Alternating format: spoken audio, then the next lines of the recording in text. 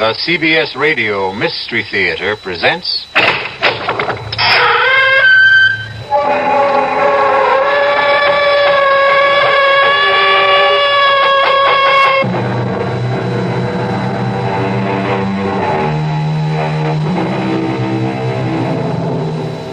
Come in. Welcome. I'm E.G. Marshall. Welcome to the sounds of suspense, to the fear you can hear, to the terrifying world of the imagination. I'm your guide for a journey up a mysterious mountain. Dead Man's Mountain is what it's called. Going is really no problem. It's coming down that separates the living from the dead.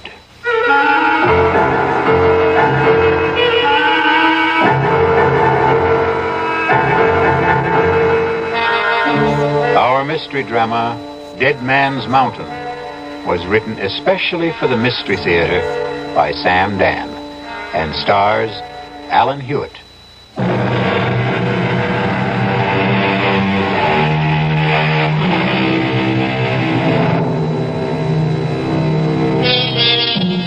R.J. Johnson sits at his desk.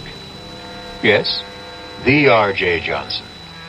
The mysterious, the remote R.J. Johnson. I better explain that. His ways are mysterious, except when his plans include you. He is remote, except when he wants something from you. Then his presence can become an overwhelming reality. Some say R.J. is the richest man in the world. Some say he's the second, the third, the fourth richest. Does it matter? All we need to know is that on this particular morning, R.J. Johnson sits at his desk, as usual, and is formulating plans to buy or sell what? An industry? A government? Somebody's soul? Parker, I want us to maintain our short position on Consolidated Industries. It's bleeding down steadily, and we should help depress it a bit, too. No, I'm not afraid of anything like that. They won't get a government contract. We can see to it. Pick up National Computer and Starlight Oil. I want our full concentration on those three. I'll call you back later. Yes, Mrs. Dollard. Come in. Mr. Johnson, George Morrissey is here. And about time. I want hourly reports on Consolidated, National, and Starlight to see to it that Parker can always reach me. Now, have Morrissey come in. But, sir, about Morrissey. Is there a problem? Well, I... You were saying? Perhaps I should have said... Mrs. Dollard, are you all right? Perhaps I should have said... There's a man outside who claims to be George Morrissey. Mrs. Dollard, you know George Morrissey. I thought I did. If there's any doubt, check security. I did. Then that settles it. He could never hope to get past the lobby elevators if he weren't George Morrissey. Mr. Johnson, maybe what I'm trying to say is... There's a man out there. And I don't want him to be George Morrissey. Have him come in here. Yes, sir. Mr. Johnson will see you now. Do you see what I mean, Mr. Johnson? Mrs. Dollard, is this your idea of a practical joke? Who is this? Please, R.J., don't yell at her. I can't stand noise. George? Yes, George. You can't be George. Look at me, R.J. Look at me. I can't believe it. You don't want to believe it. What happened to you? Please let me sit down. He walked out of this office 3 weeks ago. Yes, 3 weeks ago. He was a man of 35, and now... Now I know. I look in the mirror. I could be 75. His hair is all white. He's wrinkled, stooped. That's not the worst of it. I feel 75. I couldn't even walk without this cane. George, the first thing you have to do is tell me exactly what happened. I was at Manitou Mountain, getting the development deal set, and R.J., listen, we'll have to forget it. Give it up. What are you saying? I'm saying forget it. Look at what happened to me. They said, all the locals, they said the mountain was haunted. Terrible things would happen to anyone who went up there. Talk sense. Can't you believe your eyes, R.J.? Look at what happened to me. George, start at the beginning. I couldn't get anyone to drive up the mountain road. So I hired a car. I drove it myself. I drove it up the mountain and... Yes, and? And that's all I remember, R.J. I must have passed out up there. But something did happen. It's like a nightmare. I can't bring it into focus. Just flashes of it. Terrible things. Be specific. What kind of terrible things? Shapes, forms, voices, saying I was going to die, that my life was falling away, that it was disappearing. What kind of shapes? What sort of forms? I don't know. What size were they? What color? I don't know. You say voices. What kind? High, low? R.J., I were they don't men's know. voices? Women's? I can't remember. I can't now pull remember. yourself together. Pull myself together. Look at me. I'm an old man. I've been robbed of half my life. Now think. How long did you stay on the mountain? I don't know. Somehow I managed to get the car turned around. I drove back to town. I found a doctor. What's his name? I don't know. What did he say? I can't remember. R.J., I came here to warn you. The mountain, it's haunted. It's cursed. Give up the project. Mrs. Dollard, call Dr. Waterson. No. Doctor can't help me anymore. But I can help you, R.J. Give it up. Give up the project.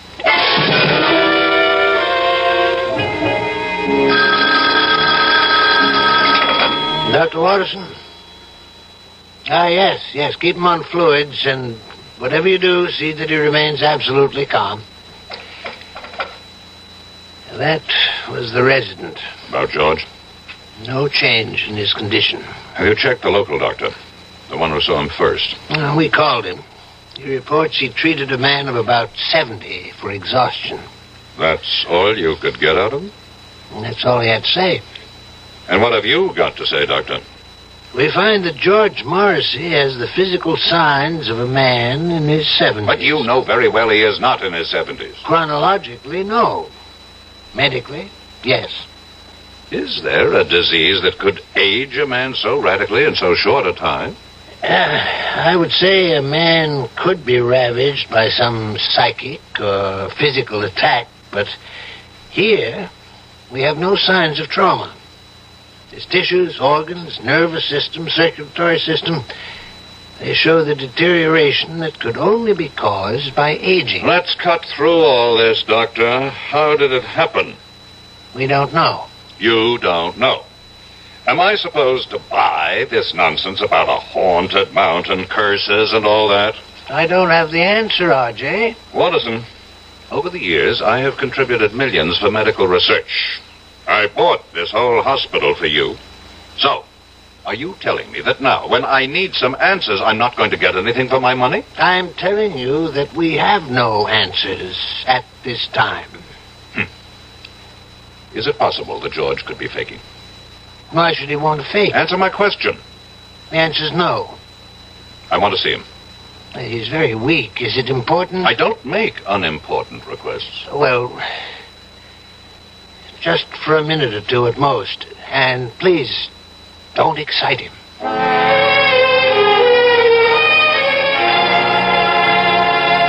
I won the club championship, and I was named third team All-America. George. Girls, you should see how the girls would fall all over me. George, pay attention. Huh? Oh, it's you, R.J. Listen. No, George. Don't try to sit up. But I've got to talk to R.J. Listen, R.J., are you listening? I'm listening. Here's what happens to you up there on the mountain. I remember, you see. Now, I remember. R.J., don't excite him, I please. accept full responsibility. Up there on that mountain, I was told you will lose that which you value most. Told? You say told? How? By whom? I don't know. How can we get anywhere if you keep saying you don't know? Think. R.J., I order you from this room. He's going to die soon anyhow. We have to get that information. R.J., I will call security and have the guards throw you out of here. No, Doctor. No, leave us alone. This is between R.J. and me. What were you told, George? I wasn't really told. It was more like a kind of feeling, an idea that seemed to seep into me. And I realized the most important thing, what mattered most to me, was my body. Talk sense. I'm talking sense, R.J. And I began to lose my body. What do you mean, lose your body? The way you really lose it. To old age. Only, oh God, only I was losing it then and there. And all at once. Is that what you think happened, Morrissey? But look, I got away from there, you see. I got away just before I would have died. But why? I should have stayed. Look at me. What good am I now? Be calm and practical, George. We have the greatest doctors in the world here. We'll beat this thing. You can still beat it, R.J. You can still beat it. Just don't go near that mountain. Just give up the project.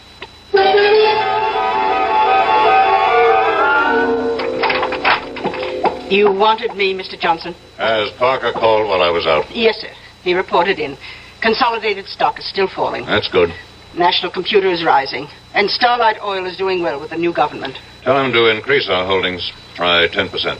Now, cancel the rest of today and all of tomorrow. Yes, sir. Call Chuck Daly. I want him here in 3/4 of an hour. Sir. What is it? Well, Chuck's about to leave for Florida. His daughter's getting married this afternoon. Tell him he is to fly me up to the Manitou Mountain area. But, Mr. Johnson... Now, what is it, Mrs. Dollard? You can't go up to Manitou Mountain. Why not? You saw what happened. What did happen? You saw George Morrissey. About George Morrissey. Either he caught a disease... But medical science doesn't know of such a disease. Medical science is constantly being surprised. Obviously, someone does not want me to develop the Manitou Mountain Resort Complex. And perhaps they managed to buy George Morrissey. But I would bet my life on George Morrissey. You must never bet your life on anybody, Mrs. Dollard. The nearest town to Manitou Mountain is Lafayette Center. Reserve a room for me there at the motel. But he is George Morrissey. Fingerprints, dental records. Reserve it under the name R.J. Smith. Mr. Johnson, are you going up there alone? You know perfectly well, Mrs. Dollard, that the way to get something done is to do it yourself. But isn't it dangerous for you to go? Mrs. Dollard, I have complete freedom of action because, as you know very well, practically nobody on the outside has the faintest idea of what I look like.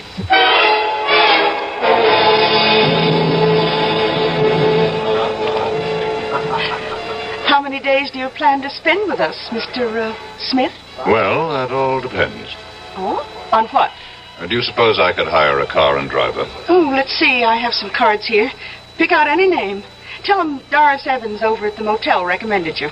Do you mean I need a recommendation to hire a car? Well, it's deer season. Can't expect a man to concentrate on his business. I would think you can if you pay him and he recognizes his obligation. Well, I can see you're a very serious-minded person, Mr. Smith. What brings you up to our frivolous part of the world? I intend to do some sightseeing. Sightseeing? Well, I hear you have some very beautiful country. Oh, yes, we do have a lot of very beautiful country up here. Wild, unspoiled. And we aim to keep it that way, too. Tell me, is there a doctor in town? Oh, I hope nothing's wrong. I wouldn't want you to get sick on us while you're here. No, I should just be checked every now and then. Oh, well, we do have Doc Stallings. Does he have office hours now?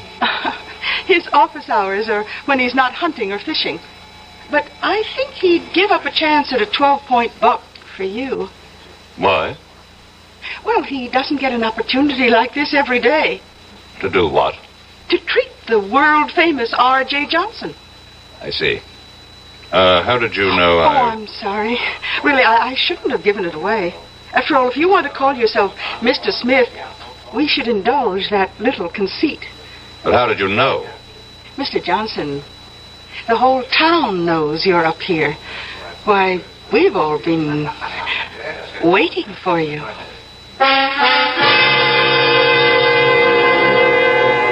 We've all been waiting. Waiting for what reason? Had they also been waiting for George Morrissey? And George was only R.J. Johnson's hired man. We'll be back shortly with Act Two.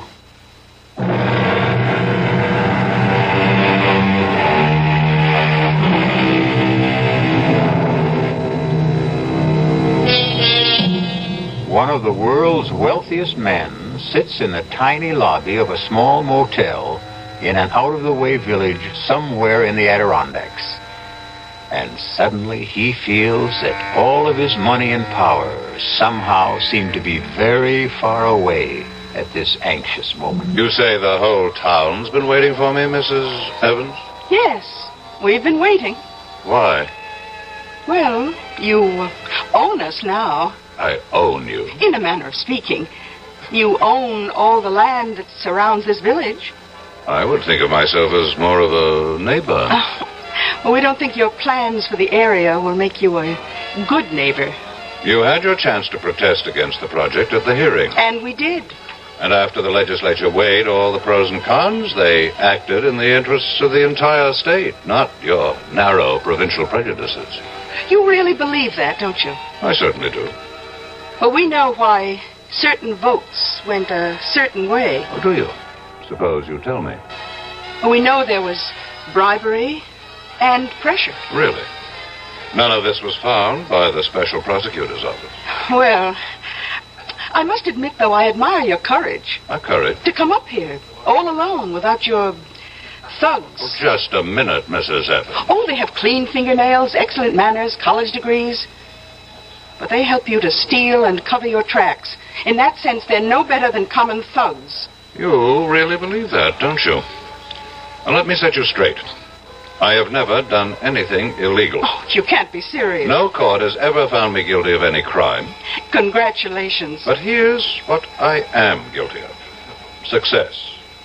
And this has earned me the envy and the hatred of millions of people. But that's human nature. I understand that. What I don't understand is the attitude of the people in this town. I'm not taking anything from you. I'm going to make every one of you rich. Can't you believe it? Oh, yes, we believe it. Do you have any idea how property values in this town will skyrocket when the development is here? Yes, indeed. Then why is everybody so unhappy? You know, you remind me of my husband. My late husband, that is. In what way? He was an unsuccessful version of you. He also worshipped money. But he didn't know how to make it. Now, what happened to your husband? He went up to what your investment brochure calls Manitou Mountain. Dead Man's Mountain, we call it around here, and it killed him. How could the mountain kill him? It's an old Indian legend. Unless your conscience is completely clear, that mountain will kill you. Well, it killed poor Sidney Evans, rest his soul. Killed him? How? He was discovered at the foot of it. He was completely shriveled. There must be an explanation. Doc Stallings never found it. He just wrote it up as death due to causes unknown. Stallings is, after all, only a country doctor. That's right, he is. Tell me, how do your high-powered city doctors explain Mr. Morrissey? Do you know about Mr. Morrissey? Oh, the whole town knows about Mr. Morrissey. Poor Mr. Morrissey, he went up there. Something he had no business doing. I must correct that. He had every business doing it. He was my agent inspecting my property on orders from me. But the fact is, he went up there, and the mountain got him. Have other people met with mysterious results after climbing that mountain? Oh, very few and far between. We may be just country folk up here, but we learn from experience.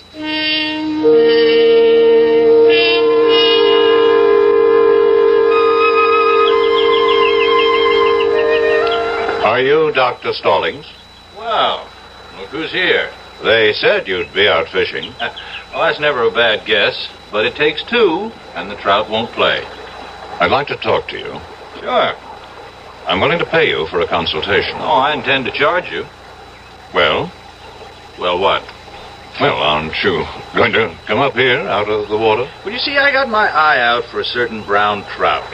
So you just tell me your symptoms, and I'll decide whether I have to examine you. An employee of mine. You treated him recently. George Morrissey. Oh, him. What happened to George Morrissey? Well, I met him at the motel. It was a Thursday night. I go there for dinner whenever Doris Evans serves pot roast. Hey, you're lucky. She's having it tonight. About Mr. Morrissey. Oh, he was a serious kind of fellow. Not like you. Same no-nonsense, let's get right down to it attitude. I'm only interested in what happened to Morrissey. Happened? Well, he wanted to hire somebody to drive him up to Dead Man's Mountain. And nobody would do it. That's right. Why? Well, you've been told why by now, I'm sure. I'm asking you why. I'll tell you the same thing. That's impossible. Why is it impossible? Oh, I see what you're thinking. It's all right for the simple-minded hicks up here to swallow that superstitious nonsense, but me, I'm a doctor. A product of a highly sophisticated, specialized education. That's exactly what I'm thinking. Well, think again, because I believe it too. There has to be a reasonable, logical, rational explanation for what happened to George Morrissey. Well, there is. He offended the spirit of the mountain. Oh, you consider that reasonable, logical, rational? Would you feel better if I said there's something up in that mountain, a virus, a bacillus, a fungus, which somehow causes immediate aging? It would be a more rational explanation. You mean more acceptable? I want to know what you believe, and I'll pay you for it. I believe the evidence. If you go up there, you can die. But why? Because a great spirit lives up there, and he values his privacy. That's impossible. I saw George Morrissey at dinner one night. A vigorous, athletic-looking man in his 30s. I saw him again the following evening. A broken old man, half dead. And you explain it with this half-baked legend. Well, how do your city doctors with all their modern facilities explain it? Your Dr. Watterson, a world-famous diagnostician, he called me. He asked me. This thing has to be cleared up. Why? What's wrong with a nice, quiet mystery? If word of this becomes general, it can destroy the entire project. Is that bad? Millions of people will be deprived of an opportunity to enjoy healthful recreation in a fresh country environment. But it won't be fresh country, you see. You'll have superhighways and smoke and noise and honky-tonk resorts. I'm convinced that you people are up to something. Well, you tell me what? I don't know. But I assure you, I have the resources to find out. Well, if you ever do, let me know.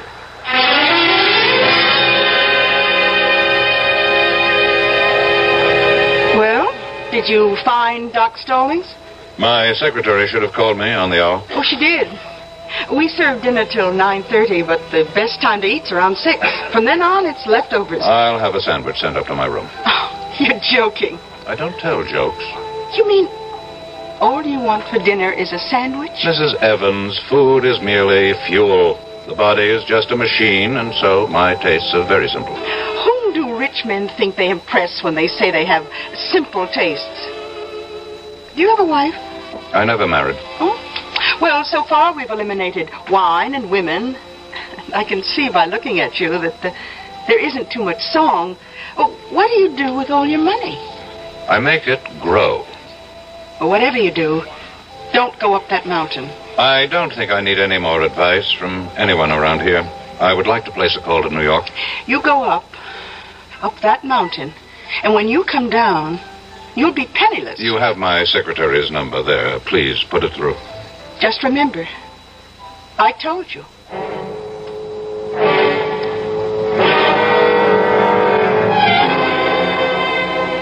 It's exactly 5 minutes past 4, Mrs. Dollard. I know that, sir. Why haven't you heard from Parker? I'm expecting a call any moment. Any moment was not his orders. I specifically directed him to report on the hour. Yes, sir. Why is there a delay? I don't know. We'll find out. Mr. Johnson, I'm only human. What did you say, Mrs. Dollard? Mrs. Dollard? Operator? Operator!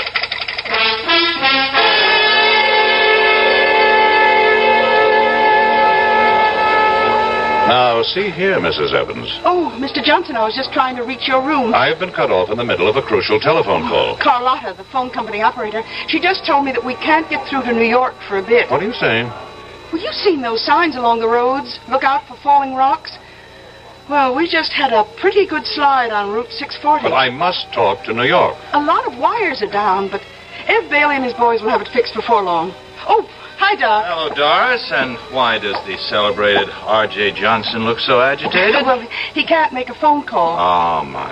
You know, Mr. Johnson, as a physician, I have a prescription that could keep you healthy and happy for years. Doctor, I'm in no mood for your folksy philosophy. I have to make a phone call. Don't you want to hear my prescription? How long will it take to repair the lines? Oh, maybe an hour. An hour? Maybe less. I would prescribe the following. Chuck it all, Mr. Johnson. Give it up, settle down here, and marry Doris. Oh, I'm not sure I'd want to marry him, Doc. I'm not out to marry anybody. Oh, why not? What's going on in this town? Are you people crazy?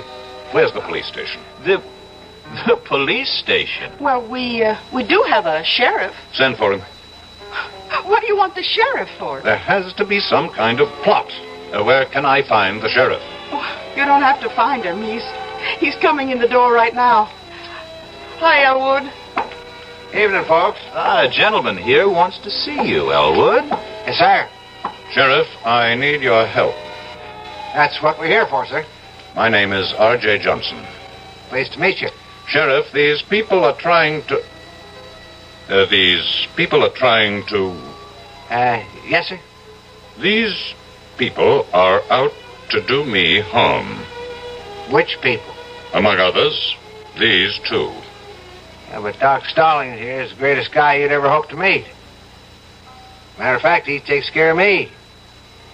And I personally vouch for Doris. She's my sister.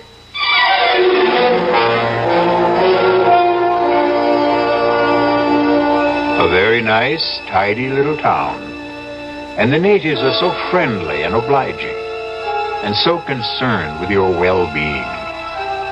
But right now, R.J. Johnson feels overwhelmed by their solicitude, as if he is being literally killed with kindness. We'll return shortly with Act 3.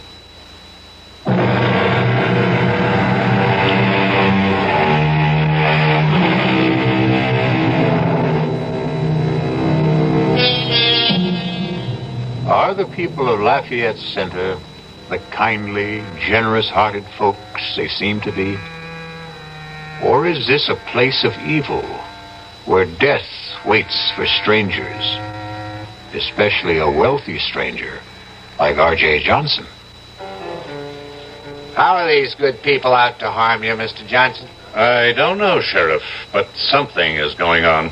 And I demand protection until I can get some of my own people up here. You got to appreciate my position, Mr. Johnson. There's nothing I can do unless you make a charge. Well, we're only trying to help him, Elwood. You see, I look at this man's face, and I hear the tension in his voice, and I see his color, you know? So I say to him, change your way of life. Settle down up here. Is that harming him? Well, it doesn't seem like it. I recommend a more regular routine. And we both keep warning him, stay away from Dead Man's Mountain. Mr. Johnson, you couldn't get better advice from your best friends. Well, now I see how this works. A little bit of psychological warfare. Doc, what's he talking about? I'll tell you what I'm talking about. For reasons best known to yourselves, you people are determined to keep strangers at a distance. Oh, we'd only be too happy if more folks would move up here. And so you invented this nonsense about a cursed and haunted mountain. But why? You know why, Sheriff. Because to any man of intelligence and courage, it presents a challenge. But before a man goes up there, you prepare him. Well, gentlemen, you can stay and listen to all this. I've got to serve dinner. By all means, Mrs. Evans. We can continue this discussion at the table. Oh? I thought all you wanted was a sandwich. Oh, no. Tonight, I'm having all the trimmings.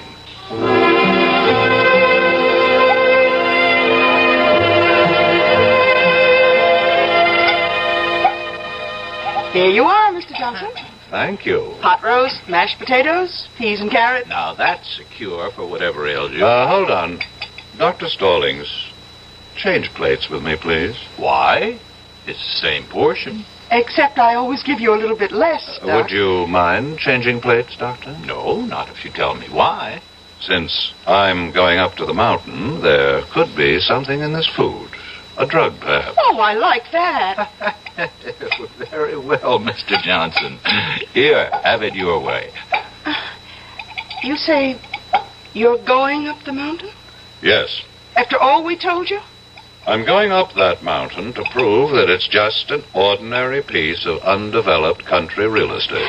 Can you stop him? Why does everybody want to stop me? Well, look what it did to your Mr. Morrissey. Suppose, for the sake of argument, there is something dangerous up there, and it gets me. Isn't that to your interest? Without me, there can't be a development project. Well, we have a more basic interest. We have obligations as human beings. Well, now, I will need a car. There's a road, I assume. Oh, yes, sir. Leads up to the top. But why go now? At night? Because the word should get around. R.J. Johnson drove up this dead man's mountain, as you call it, in the dead of night, and just as calmly drove down again. But, Mr. Johnson, You really... have something to learn, Mrs. Evans. You think a man becomes rich through trickery, violence, and all manner of illegal, immoral, and unethical acts. I never said that. But you believe it.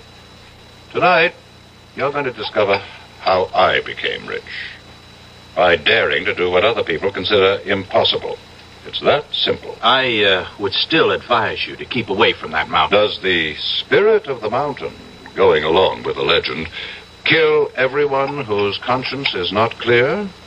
Very well. I'm safe. My conscience is unblemished. Elwood, I still think you should stop him. The sheriff has no right to interfere. I'm merely inspecting my own property. Well, he's right, Doris. A little exercise in morality here. Who would care to accompany me? You look down on. You are the pillars of virtue. You mean there isn't a clear conscience among the three of you? I'll drive you. Doris. Doris, what are you saying? He's challenged us. But, Doris, you know you can't fight the mountain. Well, we can't let somebody else get killed up there either. Well, what can you do? Well, at the first sign of anything suspicious, I can turn the car around. Mr. Johnson, you've got yourself a driver, and I suggest we leave right now. The moon goes down early around here. First I have to call New York. But the lines are still down. How do you know? Carlotta will let us know when they're fixed. Maybe I'd better wait. Oh, don't tell me you're starting to have second thoughts. I have some very important things to check out. Well, we can drive to the top of the mountain and back again in an hour. How do you know? Have you done it before? No, it's just a guess. And I'm ready if you are.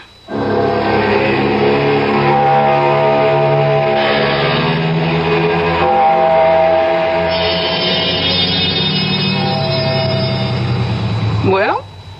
What is it, Mrs. Evans? Well, we're here. We're at the foot of Dead Man's Mountain. And there, you see, on your right, is the dirt road that leads upward. How far? Oh, I don't know. Well, what are we waiting for? You won't change your mind, Mr. Johnson? No. I still don't understand why you have to do this. This is another reason why I'm a rich man. I buy stock nobody else believes in. I finance schemes other people think are harebrained. I back men no one else will work with.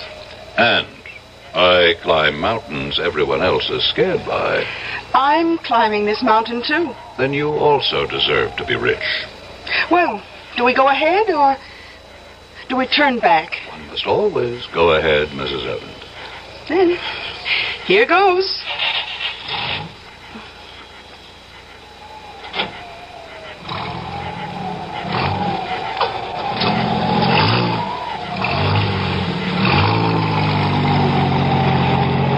How do you feel, Mrs. Evans? All right. I guess. You guess? How do you feel? I don't have to guess. I know. I feel great. It should be interesting. What? Let's assume all you people are right. This mountain is haunted by a great spirit who strikes down all who have guilt. Which one of us do you suppose he'll strike down? Well, I don't have a guilty conscience. I wonder about that. I heard the doctor say you had a weakness for men with problems. Your late husband, maybe he didn't have problems. Maybe you had the problems. Well, we all have problems. Stop for a moment. What's the matter? I think I heard somebody. I haven't heard a sound. Listen. RJ, I'll have the security guards throw you out of here. It's Watterson. It's Dr. Watterson. What's he doing up here? Who's Dr. Watterson? He's looking after George Morrissey. I'll throw you out of here. Did you hear him? There's no one around but you and me. Now that I think of it, that's a strange way for Watterson to talk to me. He would never have the guts to say that unless he knew something. Look, I think we'd better turn around. No. I think I'm learning something. Watterson, do you know that Watterson is Parker's son-in-law? Well, who's Parker? My administrative assistant. He executes all my orders. Suppose Consolidated Industries is not going down. Suppose it's starting to go up. Suppose Parker is still holding. Oh, come on, Mr. Johnson. Just relax. Huh? Now, if it's too much for you up here, let's turn back. Tell me, Mrs. Evans, how did you know I'd be here? Well, we just assumed. No one told you. Who would tell us? A pilot. My pilot. I didn't even know you had one. He may have been put out because I made him fly me here on his daughter's wedding day. Oh, well, that really wasn't nice. I pay him enough, but he didn't tell you. No. Listen. I don't hear anything. Just listen. There. I'm only human, Mr. Johnson. I'm only human. Why would she answer me like that if she didn't know something? I don't hear a thing, Mr. Johnson. I'm only human. Let me tell you about her. She's quiet. She's almost mousy. But she's ambitious, I can tell. I've made her a rich woman. She's in on it. She's in on it, too. She and Parker and Morrissey, they worked it out. And you're in on it, too. Me? They wanted me out of the way. And so all of you got together. You worked up this phony scheme. Look, we're going to turn back. Answer the phone. What phone? Answer it. Hello. Hello. Mr. Johnson, I have the latest quote on Consolidated. It's going up. It can't go up. It's gone up 5 points so far. Get Parker. Close it out. Close it out. I can't find Parker. Get him. Get him. Mrs. Dollard. Mrs. Dollard. Who are you talking to? My secretary. She hung up on me. How could she hang up? There's no phone. Consolidated is going up. But there's no stock market at night. Mr. Johnson, it's going crazy. National computer is going down. Have Parker sell at once. I can't find Parker. Mrs. Dollard. Mrs. Dollard. She's gone again. Listen to me, Mr. Johnson. Please, listen. Do you know how much money I've lost so far? Please, listen. You have nothing to be afraid of. It's just a legend. Who can be sure it's true? Oh, sure, we local people push it to scare away developers. I feel weak. As if I lost a lot of blood. Listen, you're R.J. Johnson. You're not to be taken in with this superstitious nonsense. Fight it off. I can't. I'm trying. But all my strength is going. My money. It's disappearing. Your money isn't your strength. It is. I have nothing else. Please, answer the phone for me. I can hardly lift the receiver. The rebel government just nationalized Starlight Oil. What did you say? Mrs. Dollard. Mrs. Dollard. Mr. Johnson, We're leaving. What? It happened. Everything I was afraid of happened. Consolidated went up. National went down. And Starlight... Nothing happened. It's all your imagination. Mr. Johnson. Mr. Johnson. Talk to me. Mr. Johnson.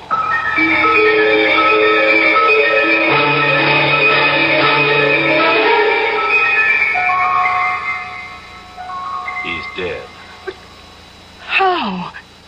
Why? Doris, I don't know. There isn't a mark or a sign on him. It's as if all the force and vital energy just left his body. Well, maybe it's all for the best. He was in trouble. Trouble? It was on the news. Some of his holdings went haywire for some reason. 3 big companies. He's out millions. He may have died just in time. The mountain. The mountain. What about the mountain? It's true. Every word we say about it. It's true. Oh, come on, sis. How can it be true? The mountain killed him. It took away his money. Doris, are you all right? I don't know. I don't know yet. I wonder. What did it do to me?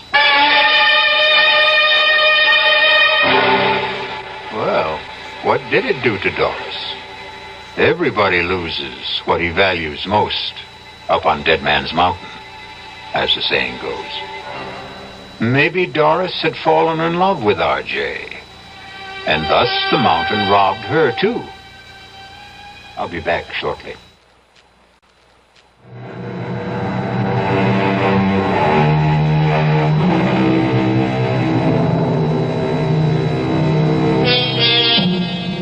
Haunted mountains.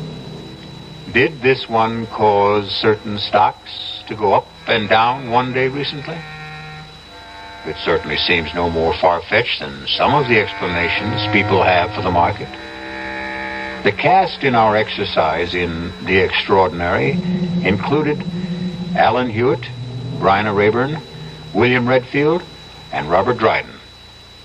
This is E.G. Marshall inviting you to return to our Mystery Theater for another adventure in the macabre. Until next time, pleasant dreams.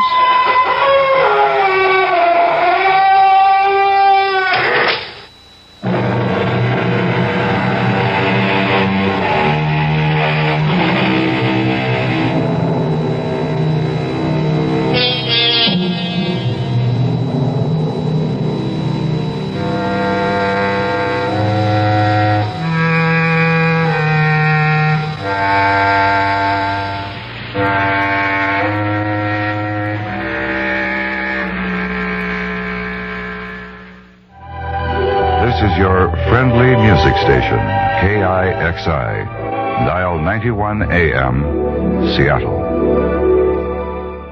KIXI time is 12 midnight. CBS News. A Democratic senator wants to crack down on the oil industry, bringing it under strict control of the federal government. This is Doug Poling reporting on the CBS radio network. Senator Henry Jackson, Democrat of Washington, says he will propose this week legislation requiring major American oil companies be chartered by the federal government. Jackson says oil companies do have the right to earn money, but he adds he cannot understand why American oil prices have gone up along with foreign prices. I'm for reasonable, sensible, fair profits that will help provide for economic growth and provide jobs and provide the kind of income that is needed for new investment. But I must say that it is unconscionable what is going on when the price of oil is permitted to go up from a little over $3 a barrel. I'm talking about right here in the United States now, not foreign oil, to the Arab oil cartel price of $10.35 a barrel. Jackson also says administration energy policies have driven working men to the unemployment lines and sent the oil companies to the bank with bloated profits. Senator Jacob Javits, Republican of New York, says he plans to introduce legislation to reestablish a balance of power between the president and Congress. Javits told why he thinks such legislation is needed. I believe that in the last 30 years, the Congress has allowed a great many of its powers to atrophy, and the president has caused a great deal of his power to grow, and that this has created a very serious imbalance as between the Congress and the president. And aside from its moral implications, I think Watergate was a symbol of that kind of political decadence, because the president simply built up so much power that he began to lose his sense of proportion, respecting amenability and accountability to the law. Javits says that presidential direction, which Congress sought, has been going too far toward the road of presidential dictation. About 6,500 persons gathered in Washington Saturday for an Impeach Nixon rally. Another rally against the president was held in Los Angeles.